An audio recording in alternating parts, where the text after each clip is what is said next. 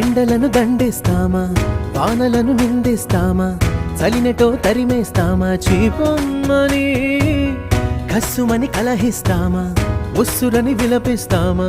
రోజులతో రాజీ పడమా, సర్లెమ్మని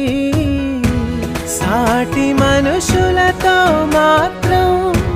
సాగనని ఎందుకు పంతం, పూటకొక పేచి పడుతూ ఏం సాధిస్తామంటే ఏం చెబుతా, ఎక్కిళ్ళే పెట్టి ఏడుస్తుంటే కష్టం పోతుందా కదా, మరెందుకు గోలా,